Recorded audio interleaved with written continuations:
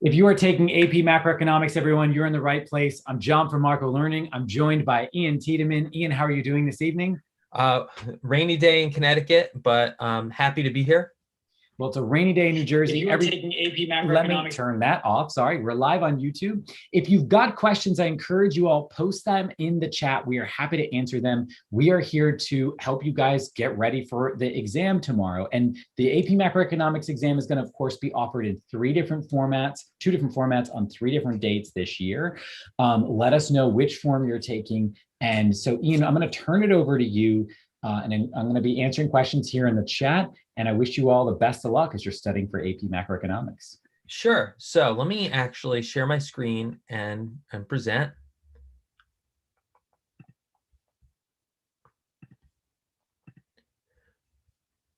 All right, people should be able to see that, I hope. And I should be able to move this stuff and I can hit play. Awesome. Well, welcome everybody. Good luck on your AP Macro exams. We're here to help you prepare to the best of our abilities in a short amount of time. And so we're going to do a blitz macro last minute review. A few goals for tonight. One, reminders about the exam and some of its idiosyncrasies versus previous years. Two, a deep dive on as many of the graphs as I felt that we could reasonably fit in a short period of time. Specifically, how a lot of the graphs in macro are interrelated and how many questions you can get that will relate to this graph, connecting to this graph, connecting to this concept. And so I will do a quick but hopefully digestible review of most of the graphs in macro. If we have enough people, my friend John will give me a head count. We will be able to do a review with Kahoot questions. I think it was 20 questions. And then leaving it open for any questions. And John, you'll stop me whenever if there are questions or if I haven't been clear about something. Just interrupt me. I don't mind, and we'll go from there. So let's start with some reminders then. The digital macro exam is a full exam. Last year, they took out all of the multiple choice. So we had prepared all year for multiple choice to find that in 2020, that wasn't going to be a thing. This year, it's going to have the full exam format. All units are covered. Last year, they took out Unit 6, which is the international macro stuff, and this year that's back. It has a full free response section, but in the free response, stimulus will be provided and you won't be required to actually draw anything. That said, you do really need to understand the graphs because that's obviously really helpful, not just for the free response, but for all of the different multiple choice questions, many of which are based on some graph or some manipulation of a graph and your understanding of it. Some quick tips, whether it's actually the multiple choice section or the free response, you should have some scrap paper. So because in a normal digital or normal exam, I would be writing all over the exam in the margins, highlighting. And I know that there are annotation tools, but it's not the same as being able to quickly jot down, say, a supply and demand graph or aggregate supply and demand graph and being able to work it out so you're not trying to chew on too much in your head. And then finally, you can't go back and forth between the different questions. So either the multiple choice or the free response, there's no going back. So in a typical exam that we've had in the past, you might star something and say, that's a hard one, I'm going to come back to it. This year, that's not going to be an option. Or if on question 25, you have a light bulb moment about needing to re-examine like question 14, you won't be able to go back. So make your best guess and move on. And so let's get into the graphs. The most important graph to understand for AP Macroeconomics is the combination of the aggregate demand and aggregate supply in long run aggregate supply graph. This represents, in this current equilibrium that we have, the long run macroeconomic equilibrium with full employment. The short run aggregate supply in red, the aggregate demand in blue, those are meeting at a fluctuation point. And they just so happen to be also hitting our long run potential. At the long run potential, we are in a place where we have full employment and we are at our natural rate of unemployment, which in the United States is often around about 5% or so. It's important to see this as an indicator where we can see that where the short run aggregate supply and the short run aggregate demand meet. Are we, doing better than potential, worse than potential? And we'll go over that in just a sec. Usually the first thing you do in econ is to cover the main macroeconomic indicators. And this graph really has them all. It has price level on one axis, aggregate price level, which you would learn about by doing the consumer price index, the CPI, and what a basket of goods typically costs, say, 1 year to the next year to the next year. You'd also look at GDP and the components of GDP. This graph has that as well, because based on where you are in the graph, you could figure out, well, how are we doing as an economy right now? Are we meeting our potential? And then a third major economic indicator is unemployment. And based on this graph, you also know whether or not we're at full employment, above full employment, or lower than full employment. And so it's important to be able to understand that all of these things come together. So moving on. I've given you another example here. This is an equilibrium where we are actually beyond full employment. And it's super interesting to be able to internalize, and important to be able to internalize the graph that you see on the left, because you could say, okay, well, based on this, we are outperforming our long run aggregate supply. That means that unless the long run aggregate supply is actually going to move forward, that maybe we're just out like the blue dot on the right of the graph, where you could see I have a 3% is kind of our target growth. It would be great to have our economy grow by about 3%. But then the up and down business cycle is showing where we might be maybe overshooting our target growth by a little bit. Those are called inflationary gaps. And then there are also points that would be where we undershoot and we don't fulfill our potential in a given time, which are recessionary gaps, which we should understand really well after the last year or so. And so people are worried about an inflationary gap right now. People are worried about the massive recessionary gap of 2020. And so figuring out where our economy is really easy using a graph like this. In normal years, they'd say, imagine that economy X is operating above its long-run equilibrium. Then you would have to draw a graph like you see here on the left. Now, another example is they could say, imagine that you are in a recessionary gap. In that point, the short run equilibrium has to be to the left of the long run aggregate supply, which on the right side, I could represent as a red dot beneath our target GDP growth. And as a result, we would have higher rates of unemployment and an output that is below where we typically are. So the best questions, or the next questions that usually come up with all of this stuff, is well, what do you do about it? And so the next linkage point that we have to make is, if you get a question like this, in normal circumstances, you draw it.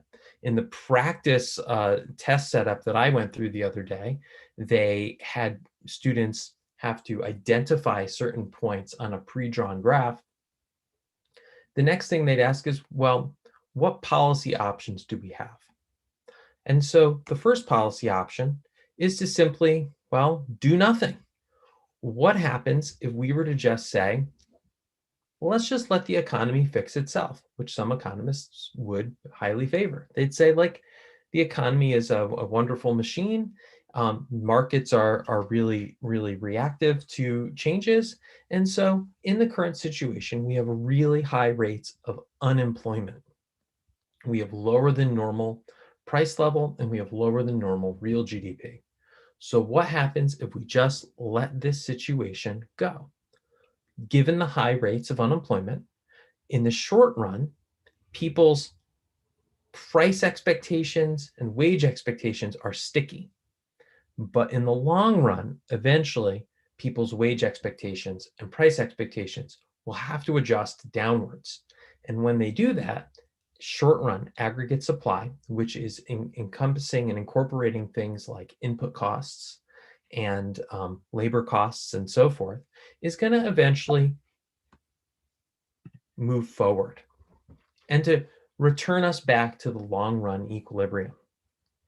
So This is a policy response, and I do have an explainer for this here. This is a policy response that some people in history have often advocated for. Why don't macroeconomists or people at the Federal Reserve love this policy response? The main reason is because it is inherently deflationary. And if you get a question about deflation, you could imagine what it would be like to have your wages go down, and you know how receptive people would be to that concept of, hey, we're going to let the economy readjust and you're going to earn less money. And people would not be very happy about that, especially if they have any type of fixed interest loan. It's not also going to adjust downwards with their wages. So if you borrowed a lot of money to buy a house, borrowed money to buy some other asset like a car, whatever, and then your wages are going down and other prices in the economy are going down, it's going to be harder to pay off that house. If you run a business and you have contracts that you have to fulfill at the same prices that you had before, but now you could only sell your things at these new lower prices in the economy, that might be harder to do. Of course, the other issue is we don't know how long it takes for the long run to adjust. And so there might be a lot of unemployment that's coming with this and a lot of suffering that could last for a while. And so this is one possible answer. A very frequently asked question is, well, in the absence of any policy making, what would happen to the economy? And this is the typical AP answer. Sticky prices and wages become unstuck, and the short-run aggregate supply moves to the right and back to the long-run potential. So let's talk policy responses if they were going to do something. And the policy response to recessionary gap could be stimulus.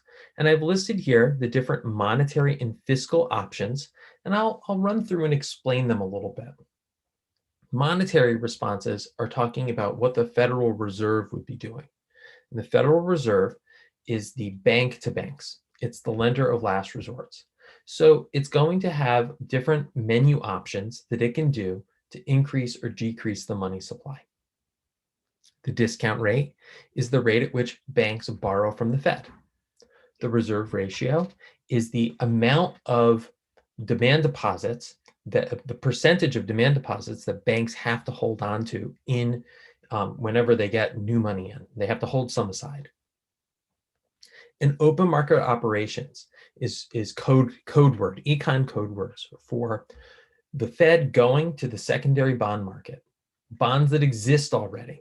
The Treasury has sold bonds to cover its deficits, and now the Fed can target things like Treasury bonds that banks and individuals already own and that exist, and it can buy them from institutions and on the open bond market.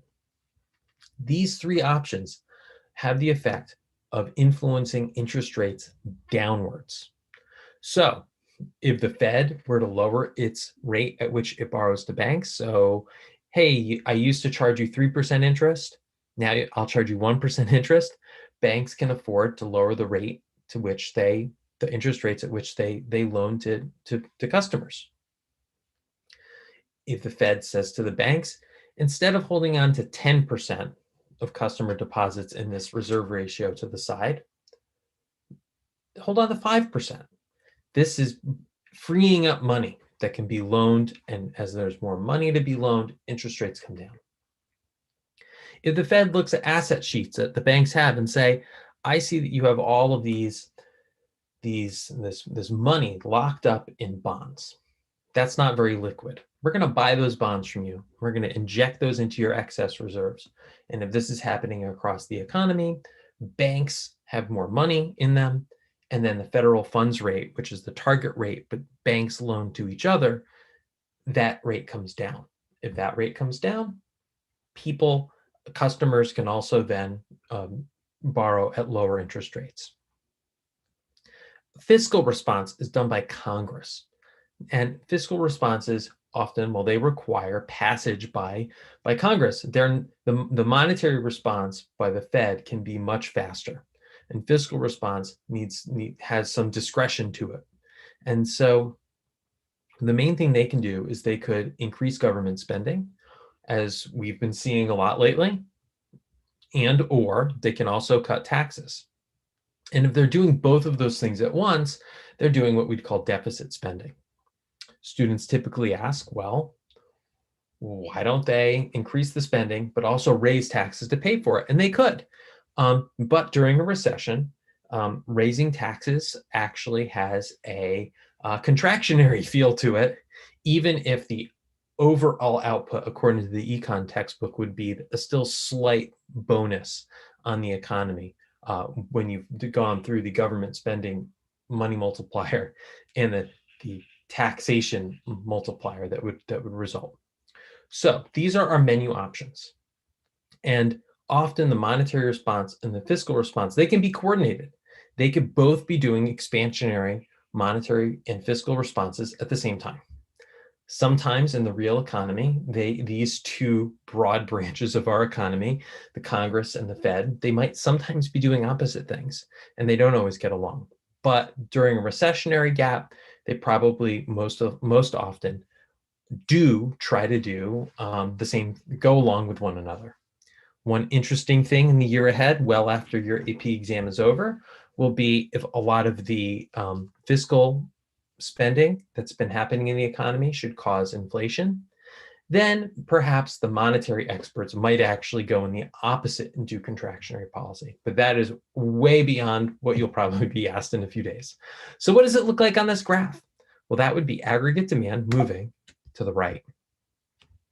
And as aggregate demand moved to the right, the economy would reinflate. You'd have a higher price level. We'd hopefully get back to our long-run aggregate supply, and hopefully unemployment would come down. All right, so John, are there questions as we've gone through this? Because that is the first chunk before we talk about contractionary policies. Anything that I need to pause and answer as we go? Yeah, Ian, we've had a couple of people in the chat. It looks like we've got, by the way, about 23 here. So this would be good for us, our 26. We could play some of those more interactive games in just a minute. We had a question of what we're covering tonight, and really the response, the focus for you this evening has been on interpreting graphs, right? That's our main goal for tonight's session. Is that the question? Yeah. Yeah. My main focus is going to be to show you how these are all related and to cover the most important graphs in macro, and of course answer any questions the students have about that. Great. So I'm going to let you guys post other questions here in the chat. I'll turn it back over to you, Ian. And then if we've got, it looks like we've got enough here for some interactive things that we can be doing in a few minutes. Yeah, great. So let's keep going then.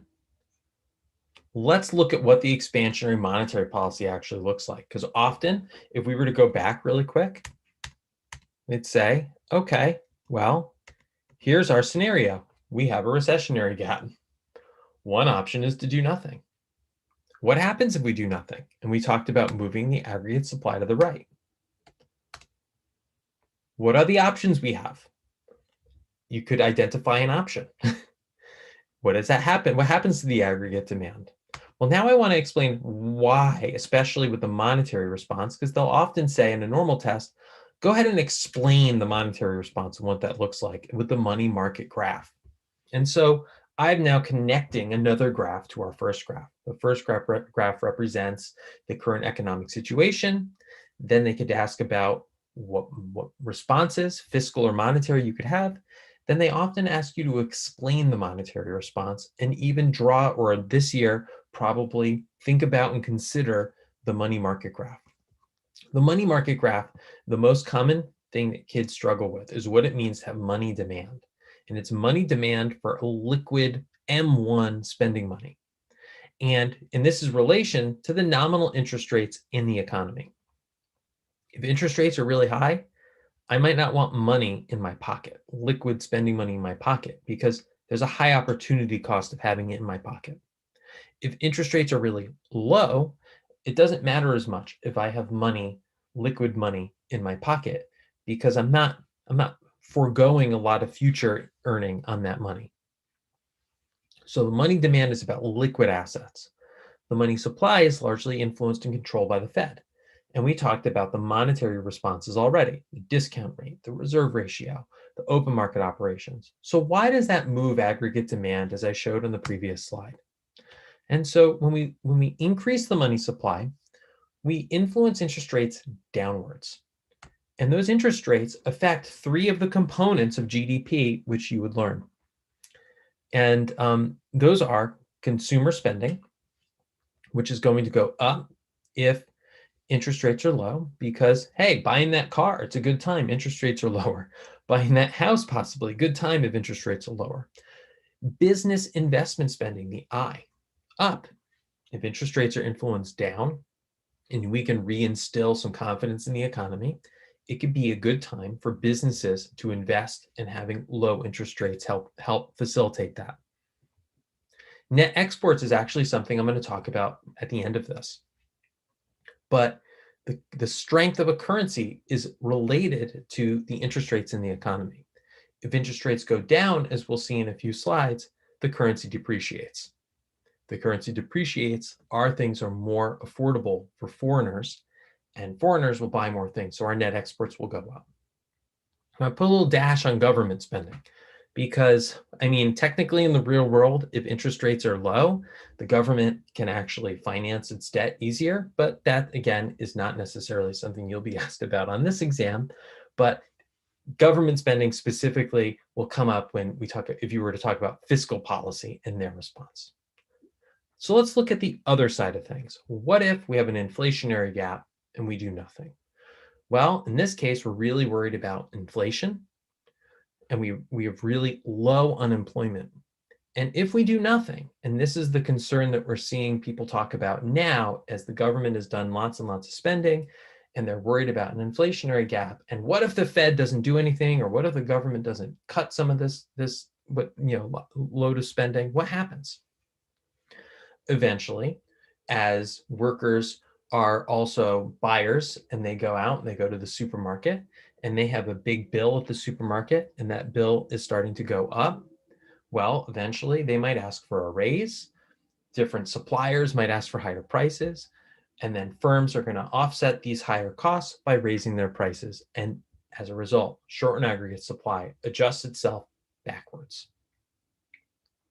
And so we re-reach our long-run equilibrium with a actually slightly higher rate of unemployment and a new higher price level.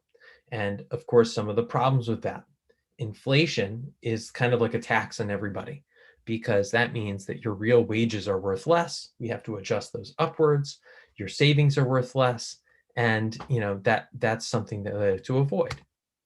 So here's the explanation of that, going back to upward pressure on wages, and then eventually the short and aggregate supply decrease. Now, we should be a little bit more familiar with this stuff now that we've gotten warmed up. Let's talk about the monetary and fiscal responses that they could instead do. The discount rate, they could increase it, make it more expensive for banks to borrow from the Fed. The reserve ratio, they could increase it, tell banks they have to hold on to more of their demand deposits. Open market operations, they can sell bonds. The Fed can go and they could take the bonds they have in their asset sheets and they can sell them to banks and suck money out of the banks. All of these things are going to raise interest rates, as less money is available in the economy. The fiscal response, they can decrease government spending. They can raise taxes, and as a result, influence aggregate demand back down to where it was and try to depressurize that price level, while also unfortunately causing more unemployment. Now that we're warmed up, we see the connection to the money supply. If they do these types of monetary responses that suck money out of the economy, they raise interest rates. As they raise interest rates, consumer spending will go down. It gets more expensive to buy that stuff with interest rates higher. Business investment spending might go down, and net exports will go down, as we'll discuss in just a few slides. The Phillips curve is the next most asked about graph in macro. And my goal here is to show you how this is the mirror image of the previous graphs.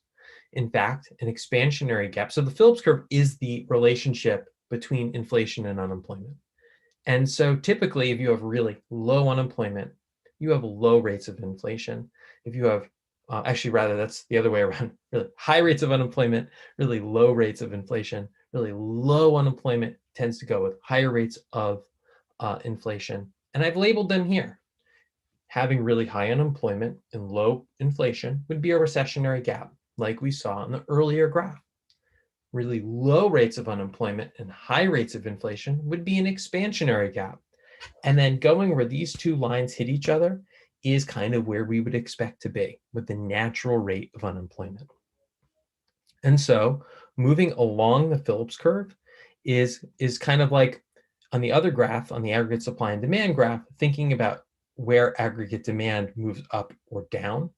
And so I've made this fun ABC kind of comparison of the two graphs. Let's say we start at point A on each. We're at equilibrium. And then we move to point B on the aggregate demand graph because aggregate demand moved to the right. We're at a place with really low unemployment and higher price levels. If you look at the Phillips curve, you could also see a point with low unemployment and high price levels. Hopefully I said that correctly before, but Mother's Day is stressful, okay? and then if we were to just kind of let the economy cook on the left side graph and do nothing, then the economy adjusts itself to a new higher price level at point C. What's important is that we come back to our natural rate of output with our natural rate of unemployment at point C. On the right-hand side, that supply shift has also shifted the short-run Phillips curve, and we would associate all rates of unemployment with higher rates of inflation. If instead we used policy to influence aggregate demand back from point B to point A, then we can also look at the Phillips curve and try to influence back from point B also to point A, rather than allowing it to readjust itself. I'll pause for questions again after this, John, because this is where this type of connection is where macro brains sometimes start to hurt. If we started on the left-hand graph with aggregate supply and demand at equilibrium at point A, and then we had a recessionary gap where we had high rates of unemployment, lower rates of price level, you could see this reflected on the short-run Phillips curve, where we would move from A to B with high rates of unemployment and low price levels, low inflation. If we were to let this cook, no policy adjustment, eventually wages become unstuck, prices move downwards, and we move back to the long-run equilibrium with a new short-run aggregate supply. That would be reflected on the Phillips curve of an entire short-run Phillips curve shift, in which we'd have lower rates of unemployment associated with, lower rates of unemployment or associated with all rates of inflation. And so the whole Phillips curve would shift downwards to this new point. If instead we did some of the policies we talked about before, and instead of allowing A to B to C, we tried to reinflate the economy from B to A. You could see that in both of the graphs of just flipping and moving aggregate demand back up, or in shifting back up along the Phillips curve. A quick rule then, if it's an aggregate demand move only, you're moving up and down the Phillips curve. If it's the resulting aggregate supply move, then you're moving the entire Phillips curve to the left or to the right, depending on which way the supply moves. These are mirror image graphs. And this is why I mentioned that my goal is to show you how all the graphs are interrelated, which is, to me, the biggest, most challenging part of preparing for the macro exam and taking the macro exam.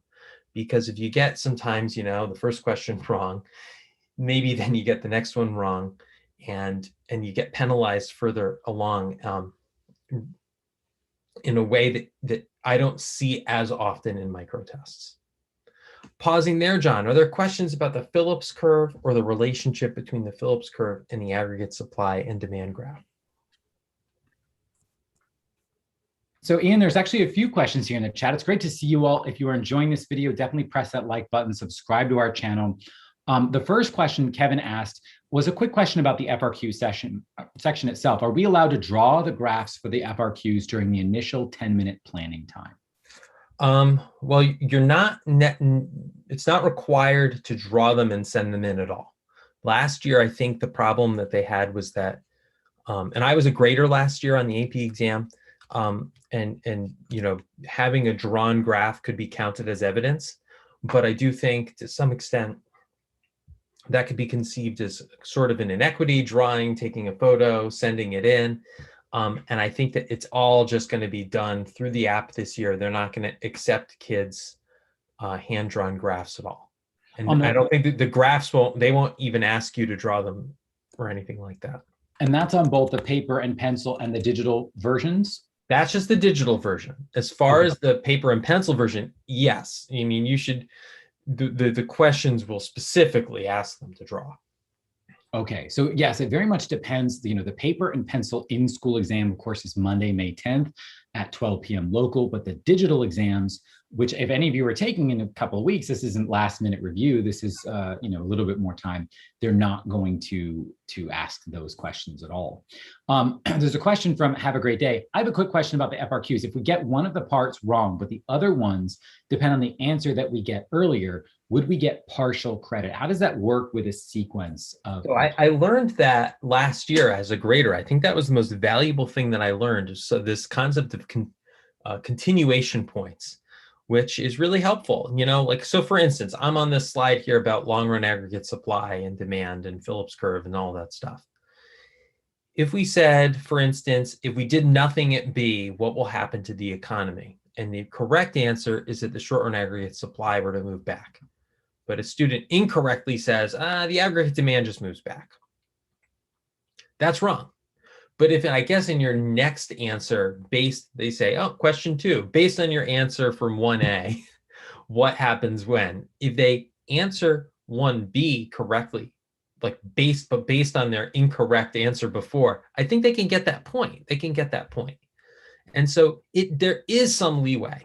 But I have seen with the macro tests, they tend to just be so if you look at some of the previous released exams and the longer question, the longer FRQ question, it often has students draw the aggregate supply and demand, the money market graph.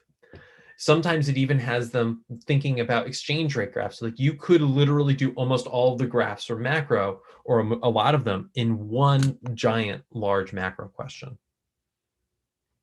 Great. And a couple other quick questions here. Sophia, it's great to see you. Is the first FRQ always with the AD/AS graph? No, often it is. But, and this is why I did spend so much time talking about that so far tonight. And then to also show how it's so intertwined with the Phillips curve.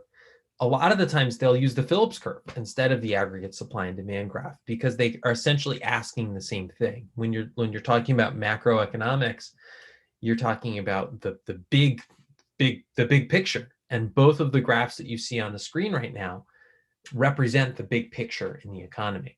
Where's inflation? Where's unemployment? Are we at our long run equilibrium? So it would, in my experience, these are usually the two most asked about graphs on the big questions. Great. And just there's a couple more here. Quick, we can kind of go through these as rapid fire questions. So Micah is asking, what makes bond prices go up or down? Will that be tested? There is usually one multiple choice question on that. Good. So barely, it'll show up barely on the exam. Bond prices going up and down. If the Fed is going to do a big old bond buying spree and the demand for bonds themselves go up, then the bond prices would go up as well. And so if the demand for bonds goes up, the price of the bonds goes up. A more nuanced answer and might have something to do with the interest rates on the bonds themselves. So the best way I always try to think of it too is that if the Treasury was selling bonds yesterday at 4% interest, which is unheard of in the last 20 years or something. But yeah, the bond at 4% interest, And then because of new interest rates in the economy, the new bonds will be lower interest rate. I think the previous bonds would be more valuable. So it has something also to do with what's happening in the bond market itself. Last question I'll take before I turn it over to you for a few minutes, and then we can, it looks like we've got a good sized group here Good. To jump into a Kahoot together and do some studying. So last question I'll take from this set is from Sophia again. What makes the whole Phillips curve shift? And actually, I'll stack two questions. What makes the whole Phillips curve shift? And then Music Cal asks, what if there's a double shift in the ABAS curve? How will that affect the Phillips curve? So well, questions. We'll start by actually addressing the second question. They're not going to give you a double shift question just because that's too much. And to be blunt, I guess that's too hard to grade. They might give you a double shift question on its own, where they could say, what if supply and demand both shift, and they want to know about equilibrium, price level, or unemployment, or output or something. And of course, those double shifters, if you don't know the magnitude of the shift, then that's going to be indeterminate. But I've never seen a question, although this will be the year they do it, of course, where they'd be like, well, what if they both shift? What happens with the Phillips curve?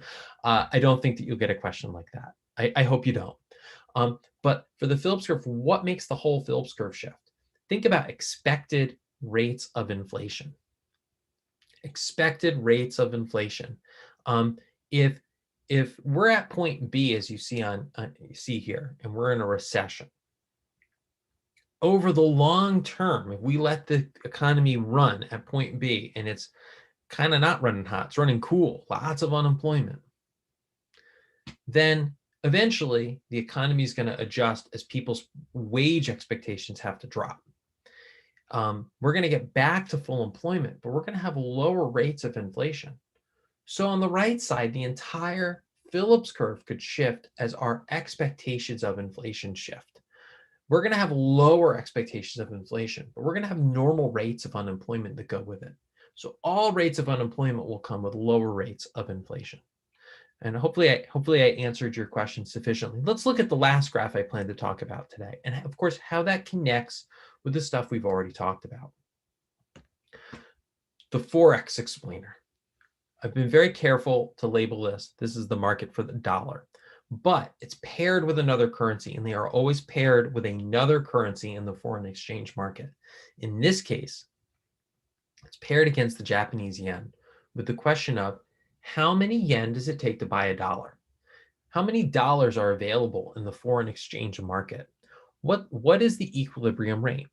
And then you could see that the supply of the dollar in this case is people who want to buy Japanese goods and or assets, right? Like financial assets, and they are supplying dollars to make that trade.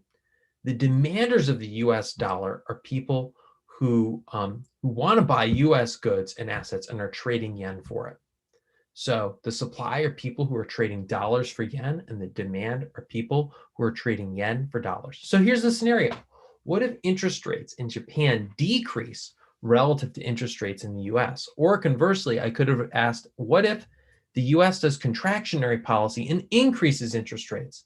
So if the US interest rates are higher relative to Japanese interest rates, then what you're going to see is an appreciation of the US dollar. The dollar is going to become stronger. It's going to cost more yen to buy a dollar. As a result, US goods and services become more expensive, and the net exports to Japan decrease, which hurts our aggregate demand. Now let's look at the reverse scenario. Instead, US interest rates are going to now be lower than Japanese interest rates. So if you're a person holding on to dollars, you might want to buy some yen and then put that into the Japanese economy because their interest rates are high. In real life, their interest rates are actually negative right now. So you wouldn't want to do that. But still, at least it's fun to think about theory. In which case, the supply of dollars in the currency market versus yen, dollars being used to buy yen, is going to increase. The dollar will depreciate. All right. And as the dollar depreciates against the yen, US net exports to Japan increase because US things become more affordable for Japanese buyers. It costs fewer yen to buy $1. So John, that is where I pause to say we could do a Kahoot if we had enough people. So can we switch over to that? Absolutely. We've got All a right. great group in here. And if you send me the link, I can post that for everyone to join. So here, you could see my screen and tell me what to do. So do you want the two-step join or no? No, let's do the fastest possible link that we can. Fast as possible. Here's classic. Okay. And it's going to give us that horrible music, isn't it? And there's the game pin. So everyone, let's go to Kahoot.it. And actually that link did not pick up. So let me just try. Grab this real quick. And then you enter your game pin and we'll just hold that game pin. So click on that link, everyone. Just Kahoot, you search it. And then you enter the game pin, and that game pin is 642. I'm just joining. 2977. 2977. So if you're on a nickname, I'm going to put my name as John from Marco. And I'm in. And we're getting some humans in here. Comma, exclamation point. This is great. So everyone, take your time getting in. It's Kahoot.it. The game number is 642-2977. So what I did was I put it at 30 seconds a question, and we have 20 questions. So that takes, about 10 minutes to do the questions. And I could answer ones and go over any questions people have about them. If we run a little bit past 9, is that okay, John? That's great. As much time as we like. 642-2997. Alrighty. Are we good to start?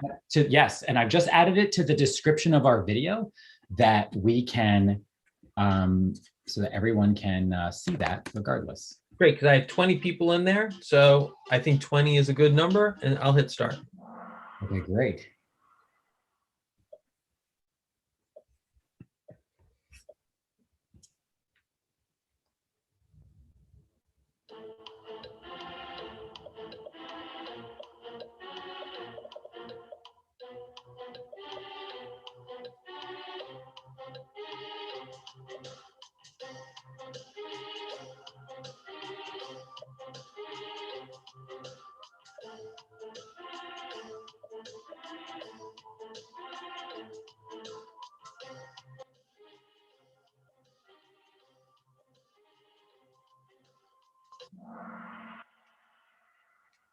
Awesome. Most people got that right, so I don't see a need to stop and review, so I'll go right to next. But an increase in government spending boosts aggregate demand. All of the other things would decrease aggregate demand.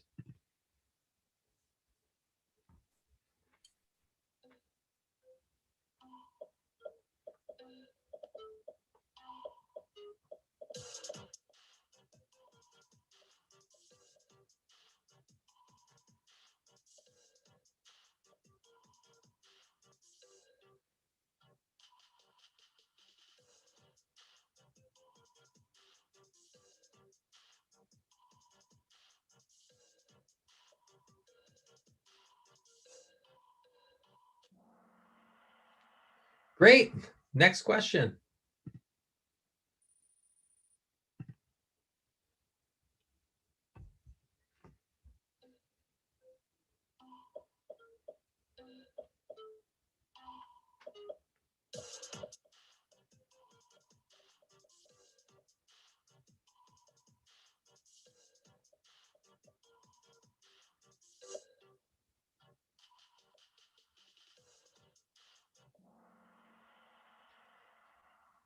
All right, so 5 people said changes in the price to produce goods. That is actually, there is a different version of CPI that incorporates that. That's like the producer's purchasing index, but the consumer purchasing index, the CPI, is all about measuring that consistent basket of goods and what it costs from one year to the next. Oh, John, you were at the top, but you're sinking. I'm randomly guessing bro. Oh, really? Okay. I don't even know what these things.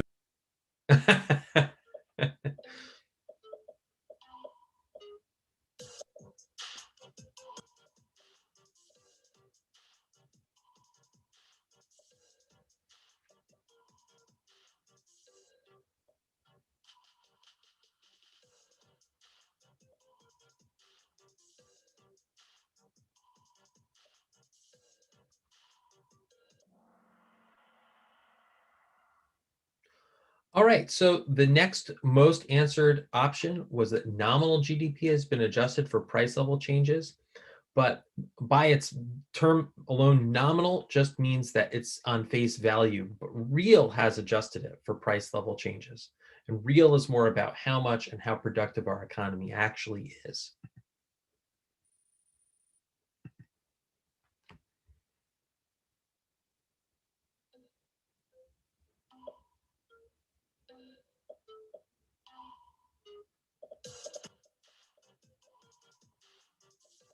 And while we're waiting, Ian, can people join this game partway through or no? They should be able to. Yeah, great. So everyone who's coming in, just remember we've got the Kahoot description in the chat and in the description of the video in the corner of your screen. So you're welcome to join whenever you like. And Sophia, click the wrong one, dropped a lot of places. And how are you doing? I don't know. I'm randomly guessing, bro. I'm just making stuff up. Great. Well, look, this one was actually based directly on something we did earlier, right? What's going to make aggregate demand go down? And it was US cutting government spending. The random guessing is doing okay, though. That's how I'm going to get a 5 on. If you perform like that, yeah.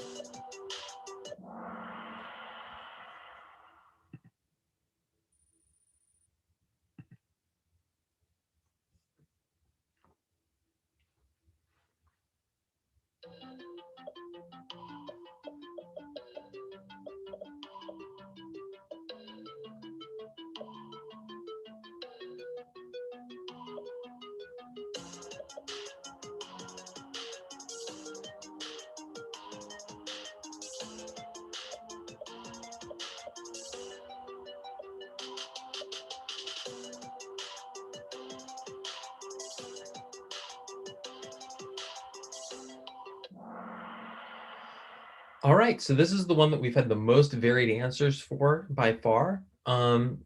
17 got cyclical, and that was correct, and that's still a vast majority of the people. But the natural rate of unemployment includes some frictional and structural unemployment. Underemployment is actually, I think the Bureau of Labor Statistics does keep track of that, but those people are still employed. They just don't work full hours. So they might be like a part-time worker. Frictional are people moving from one job to another. Structural are people who are being laid off or unemployed because of changes in the economy. But cyclical, by definition, goes along with a recession, which isn't existing if we're at full employment.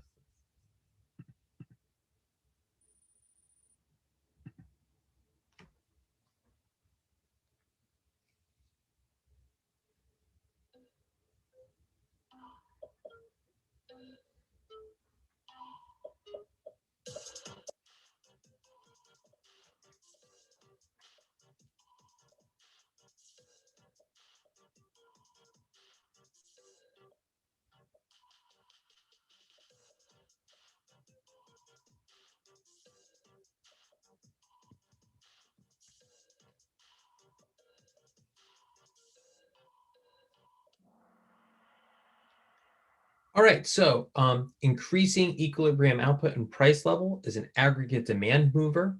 Buying bonds in the open market does that because of, we were talking about earlier, lowering interest rates affecting consumer purchases, business investment purchases, and net exports.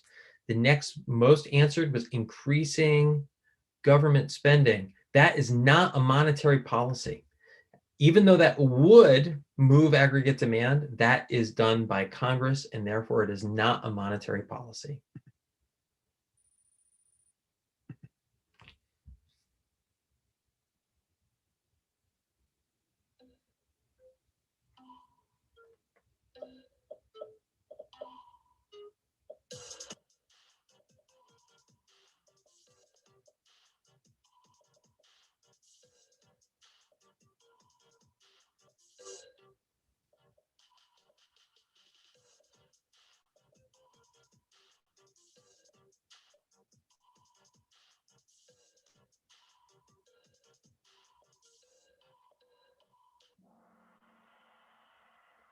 All right, so this is one we reviewed tonight. If they're at a point that is beyond the natural rate and the long run aggregate supply, then eventually those sticky wages and sticky prices will unstick and the short run aggregate supply will move to the left.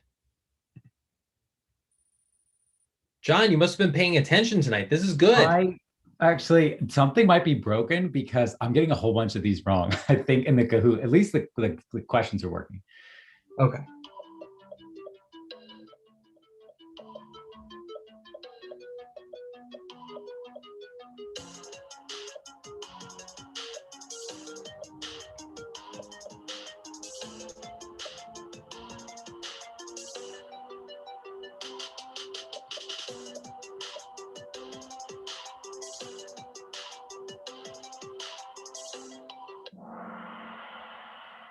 Amazing. Stagflation, stagnant economy, so stagnant production, so lower output, but inflation, higher price level.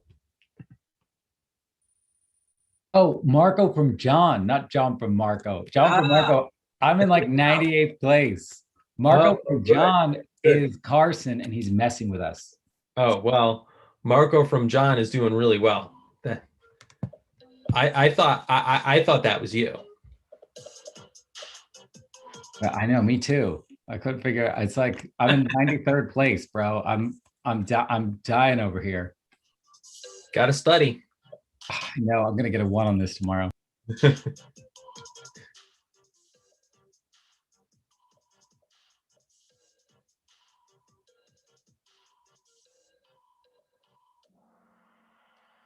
All right, so automatic stabilizers are things that don't have to be passed, right? That if there's a recession, unemployment benefits exist already. Obviously, I've heard over the last year people had a hard time accessing them, but that's not really part of the question.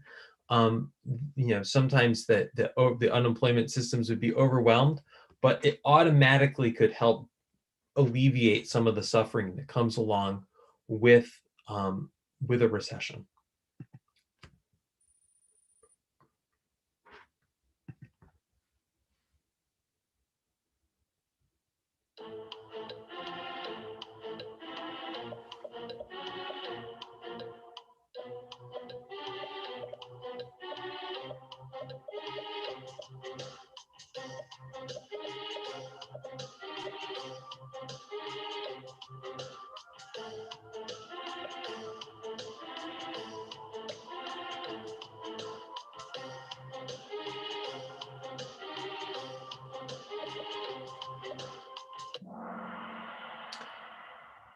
All right, so I'm happy that I had this. One of the reasons I put this question here is because I did not cover one graph that could come up in the macro exam, and that's the crowding out or the loanable funds graph and the idea of crowding out.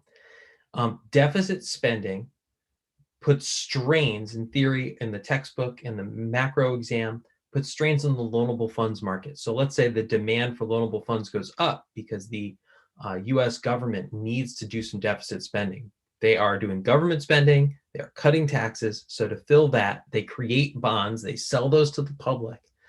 And people go, well, the interest rate on those bonds is high, so I'm going to take my money and I'm going to put it into government bonds instead. And that inadvertently raises interest rates in the economy. And that would make it more expensive for business investors to then do their business investment. that company that wants to expand its capital formation, it's going to have a harder time doing that with higher interest rates. So that's why the blue option is the correct one, that it discourages investment spending. But why is weakens the US dollar not the correct answer? Because if you have higher interest rates as a result of the deficit spending, that would actually strengthen the US dollar.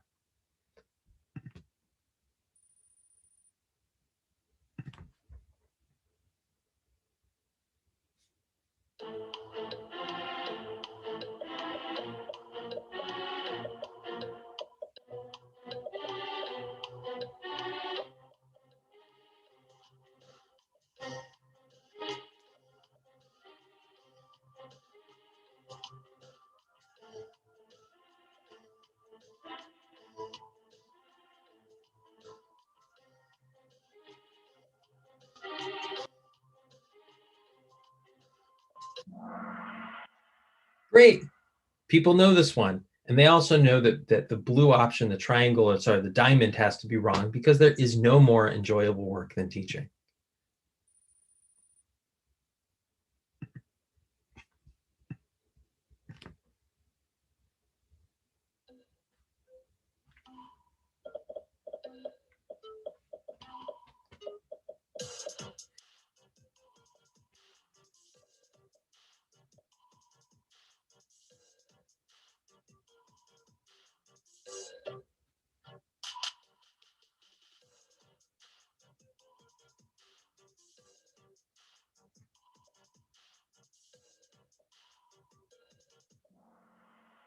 Amazing. Everyone, for the most part, got that right. Unit of account is kind of like a point of, you would use that as a point of comparison. So something costs $5 versus $10, $100 versus $80, something, whatever, right? It's the pricing aspect. And the medium of exchange is literally the transaction demand for money.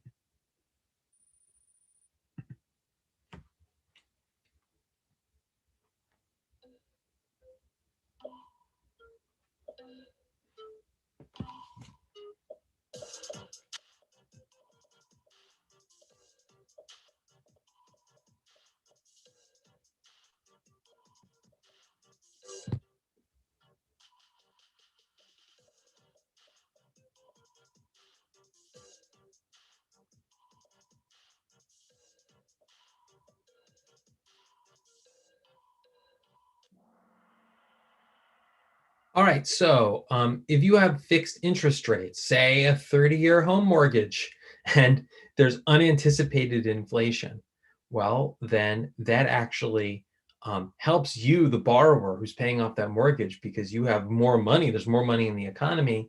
The interest rate is not adjusting upwards to account for the fact that the money that you're paying them back is worth less. So it hurts the lenders because they're getting back they're getting back less valuable money. 7 people said it hurts borrowers but helps lenders. No, this is why borrowers kind of they like a little bit of inflation. Too much inflation would really discourage lending, though. People might not want to lend you money if they were fearful of what they're getting back.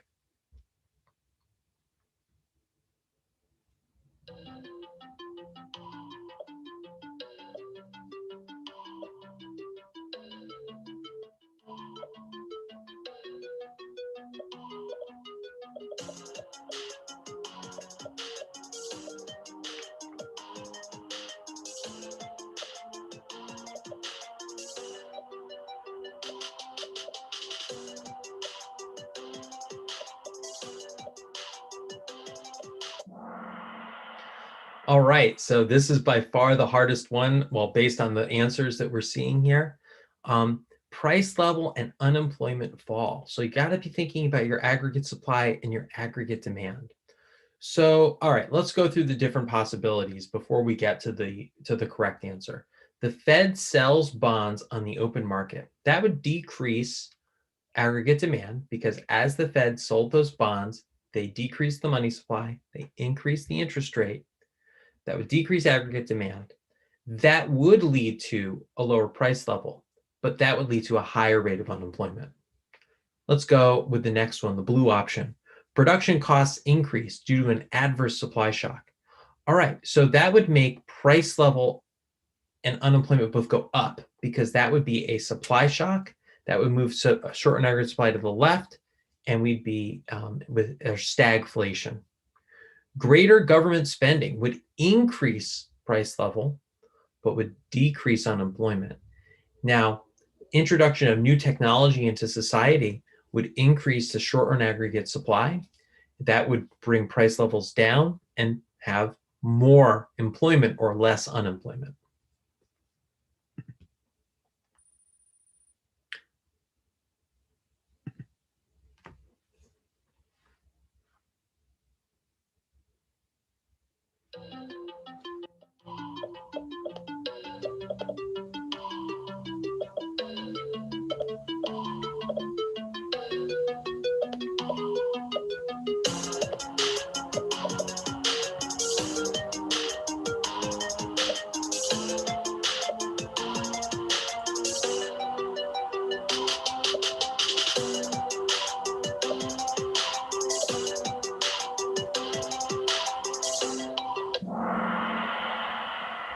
Great. The fractional reserve system is important for your understanding for your exam, because you might also get questions from the T cell, where you have the deposits or the assets and liabilities chart, and you might get asked, hey, how much money would this create in the economy if the bank were to lend out this much, or if the Fed were to do this?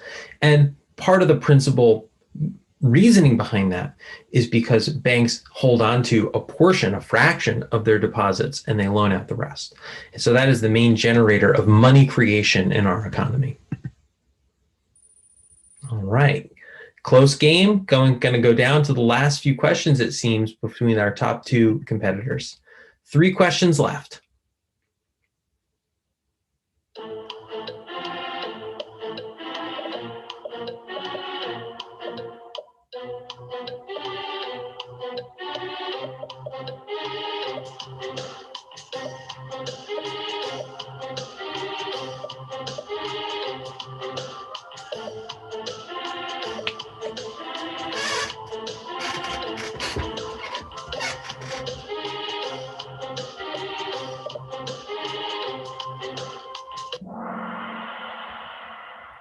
All right, so people, it seems they were choosing between the triangle and the diamond.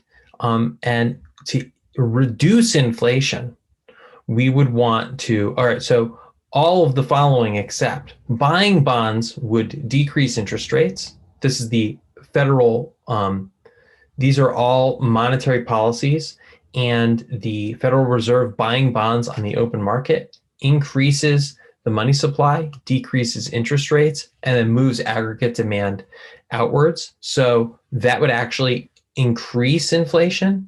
Selling bonds would suck money out of the economy and increase interest rates and move aggregate demand down, and that would reduce inflation. So if you were getting between the blue and the red one and you chose the blue one, that's why that one is incorrect. 2 questions left. Whoa, that could be decisive right there. Panic has moved into the lead. Maybe not to panic.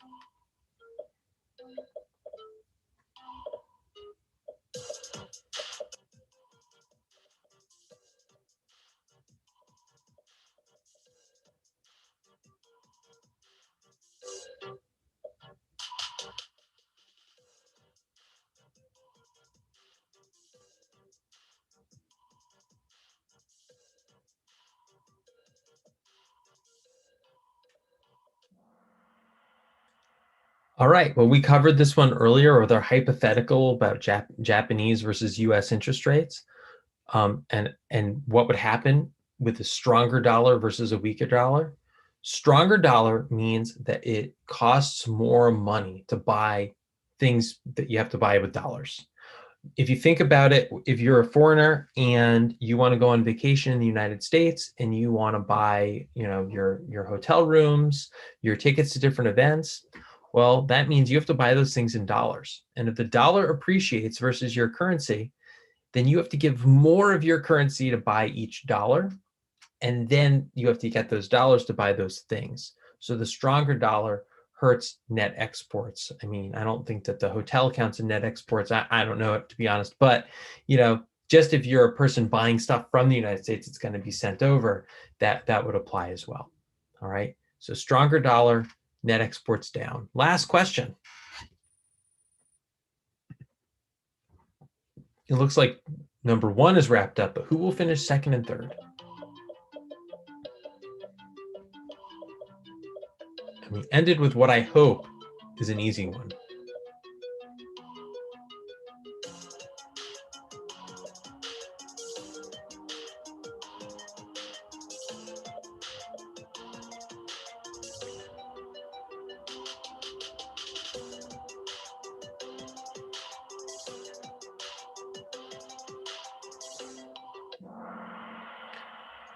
Great. Let's see the final results.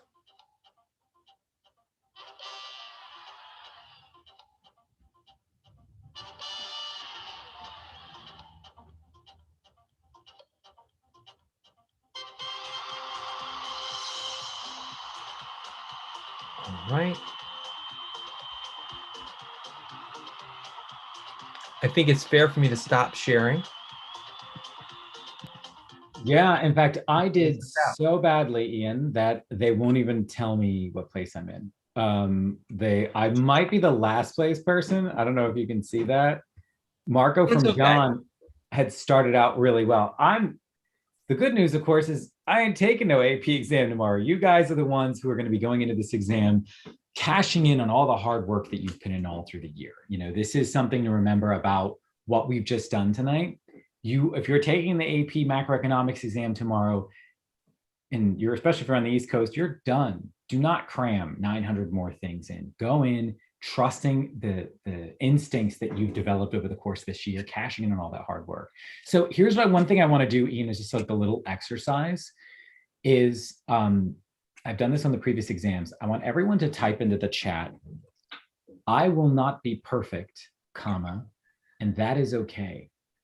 Because, Ian, why do I not need 100% on the multiple choice and all the free response? I want you to literally type, I will not be perfect, comma, and that is okay. That's what I'm going to do it right now.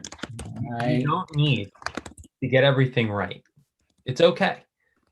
Especially considering, I mean, if they're doing a paper and pencil test, they can actually go back and they can review things. But sometimes that's to your detriment because you spend so much time on one question that if you spend so much time on that question, you're costing your ability to look at other questions. You're better off to get one question you're really struggling on, to take a guess and move on.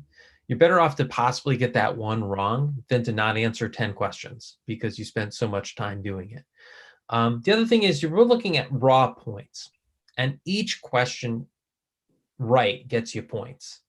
If you get 5 wrong, or even sometimes if you got 10 multiple choice wrong, that's not a bad place to start before you do the free response. Because, if you're getting if you're aiming for like an 83% or so, that usually is the 5 threshold, then, that you can't get everything wrong. But, you don't have to get everything right either, especially under the circumstances of you're being timed. It's challenging stuff. You're trying to recall everything from a year's worth of work. Yeah. And Ian, actually, as I'm looking at this, by the way, everyone is typing into the chat, I will not be perfect, and that is okay. Which is really great. And but the champion comment is Merrily, who says, I will not be perfect, and that is okay, cries. And that's okay too. I think it's really important to center yourself. Some of you want to manifest 5s. By the way, my dog Marco, which is who Marco Learning's named after, he has a couple of TikToks and Instagram Reels where he is manifesting 5s for you all. So if you believe in dog superstition on social media, we've got you covered here at Marco Learning. But any other final tips and pieces of advice as we wrap up, Ian, for everyone going in to take this exam tomorrow? Well, we did cover, albeit briefly, almost all of the graphs from macro. As I mentioned, I didn't go over the loanable funds graph, I didn't go over the production possibilities graph, and I didn't go over the assets versus liabilities banking chart. But we went through the connections between the main things. read carefully, think about what they're actually asking. A lot of students just buzz right by the scenarios and they don't take note of, is this at full employment? Is it at its long run equilibrium? Is it above or beyond those things? What are the implications on the graphs that we talked about tonight, be it the aggregate supply and demand or the Phillips curve? So students, they just glance by that, and that could cost them the score that they want if you're not really reading carefully. You have to just stop and read, highlight, and circle. It's okay to write all over that thing. That's one thing. When in doubt, especially for multiple choice questions, if you need to move on, do process of elimination, guess and move on. On the free responses I mentioned, read carefully, but also if it says explain, you should explain, right? If it doesn't say explain, you don't have to write, 1,000 words to explain it. This is not the AP Lit exam that requires pages and pages of, explication, explanation, and all that fun stuff. If sometimes the answer might just be up, down, I don't know, right? So if it says explain, a sentence or two is sufficient. I think that's really amazing advice, and I appreciate that, Ian. Everyone, you guys have been a great group. We had a fun game of Kahoot. What a wonderful crowd. Remember, guys, we're going to be going live for AP World History in about 15 minutes here on the Marco Learning channel. We also have about 300 AP review videos on this channel, including some of the reviews we've done for macro and micro already with Ian. So special thanks to Ian, and for everyone here, definitely follow us here on Instagram and TikTok and on YouTube. And micro on Tuesday.